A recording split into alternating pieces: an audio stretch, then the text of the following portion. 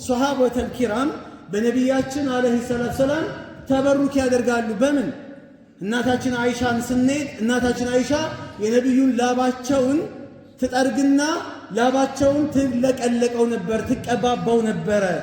ከዛ በኋላ ሚስክ ከሚባለው ሽቶ የባሰ ያውዳል፣ በጣም ጥሩ ሽታ ነበረው ትላለች። አነስ ብኑ ማሊክ የነቢዩን እጅ መዳፋቸው ላይ በረካ ያደርጋል፣ ይጨብጣቸዋል፣ ከሐር የለሰለሰ ልስላሴ ነበረው ይላል። ከሐር የበለጠ ልስላሴ ነበረው።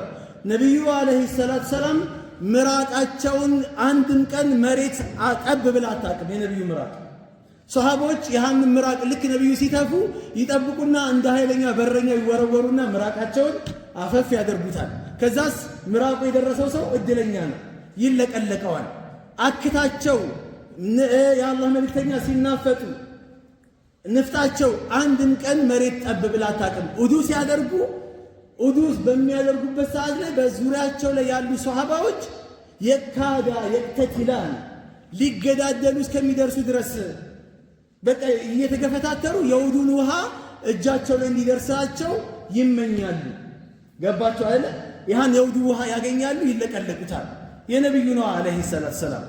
እንደገና ደግሞ የአላህ መልእክተኛ አለይሂ ሰላቱ ሰላም ከዚህ ተጨማሪ አንድ ጊዜ ዋግምት የተደረጉበትን ደም ለኡበይ ጠሩትና ኡበይ ብኑ ከዓብ ድፋው ይህንን ደም አሉት እና የት ልድፋው ሲላቸው ሰው የማይደርስበት ሩቅ ቦታ ወስደህ ድፋው አሉት።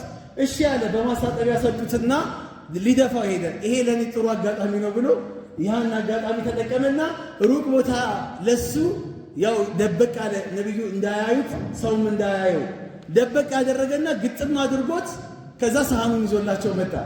ደፋኸው አሉት። አዎ ደፋሁት አለ። የት ደፋኸው? ማንም አይደርስበት ቦታ ነው፣ ማንም አይደርስበትም አላቸው። ከዛ አላህ መልእክተኛ ሳይኮሎጂካሊ ሰዎችን ይረዳሉና ለአለከ ሸርተው ጠጥተኸው ነው አይደል አሉት። እያመነታ ይቆጡኛል ብሎ አዎ አለ። ከዛ በኋላ የኔ ደም ከሱ አካል ጋር የተዋሃደበት የሆነ ሰው ፈጽሞ የጀሃነም እሳት አይነካውም አሉ የአላህ መልእክተኛ አለይሂ ሰላቱ ሰላም። ሰሉ ዐለ ነቢ